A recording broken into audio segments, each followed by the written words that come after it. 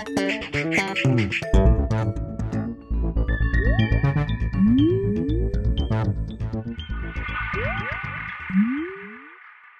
everyone and welcome to The Vortex, where lies and falsehoods are trapped and exposed. I'm Michael Voris, and here we go. When certain folks in the church make the claim, there's no crisis, maybe they're right. They're right because what we have actually is a disaster instead. Consider the following. A few weeks ago, the bishops of Germany announced they would be abandoning their shares of ownership in a giant publishing company that produces pornography among its offerings. According to sound sources, the bishops had been aware of this for years, and only after open criticism from Pope Benedict did they suddenly get religion. Across the English Channel in London, the Archbishop of Westminster came out in favor of same-sex civil unions as a way of saying, paraphrasing now, to emphasize how good and wholesome traditional marriage is. Oh, got it. His support for homosexual civil unions stands in direct contrast to a Vatican directive saying under no means can any such support be given.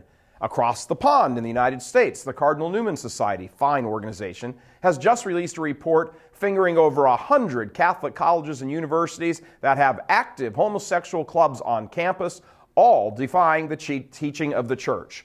Whereas the bishops are the final authority on the theology in any diocese, this is a gross failure en masse to exercise proper oversight and take decisive steps to end a blossoming scandal. Staying in America for a moment, recent surveys show that huge numbers of Hispanic Catholics are bolting the church and making for the rock band megachurches of Protestantism. And Hispanic Catholics are the strategy that the hierarchy in America has clearly pinned its hopes to for the future.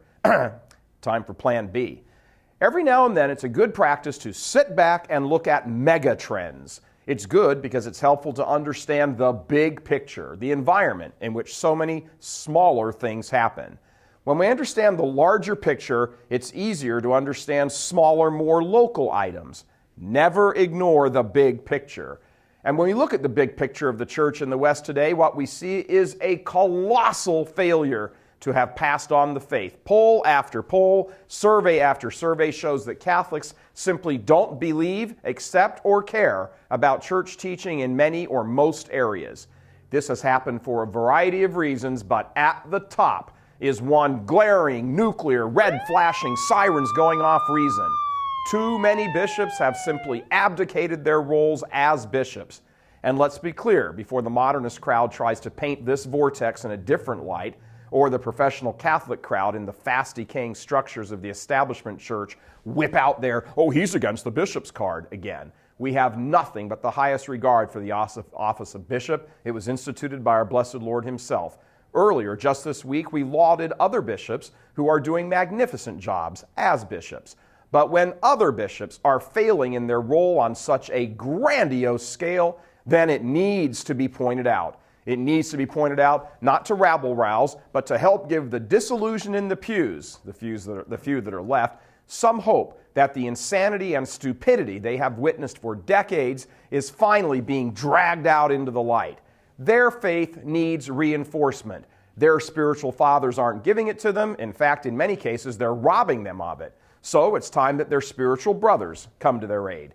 Practically none of the official organs of the establishment church ever breathe a word about the disaster, especially the Catholic media, who know the second they call a spade, they will lose their access and their support from that very establishment, meaning M-O-N-E-Y. They will lose money.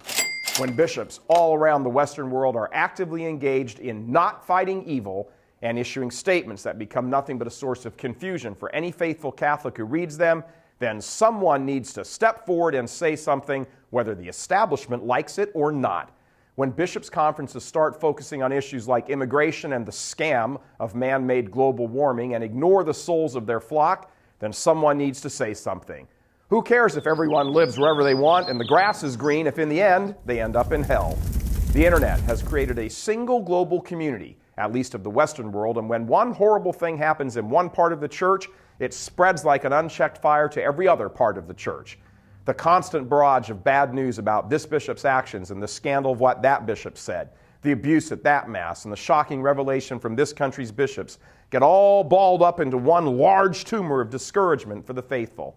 And yes, the number one source of this discouragement is owing to the lack of leadership on the part of too many leaders in the church. The administration of any organization is only as good as the leaders who administer. There are good bishops who are trying to reverse decades of damage to the liturgy, catechesis, the devotional life, the moral life, but they are painfully few. Too many of their fellow bishops simply are not on board. They live in an ecclesiastical cloud where yes men and women, in fact mostly women, follow them around and cocoon them from the reality of the authentic disaster that has befallen the church. They scurry them from finance meeting to personnel meeting to fundraising meeting to donor meeting to board of director meetings for 1,001 different outfits. All the while, the disaster remains unaddressed in any substantive manner, and so it spreads. The Archdiocese of Detroit is a good example of what happens after decades of establishment rule with little or no attention paid to the soul. Last week it was announced that 60 parishes would be evaporating from the landscape in the next few years, the latest victims to a church in a state of disaster. And this scene is repeated in diocese after diocese all over the United States. Church property sold off at pennies on the dollar. Fewer and fewer faithful because there is less and less faith.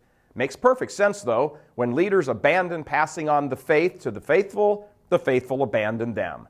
We very well may have reached the point of no return in the West. What is left is nothing more than pockets of faithful here and there, people emerging from their hideouts after the war. Okay, so be it. Look at the ground around you, survey the landscape, understand the big picture, and take note of the disaster that the church is in, and now commit to doing something about it.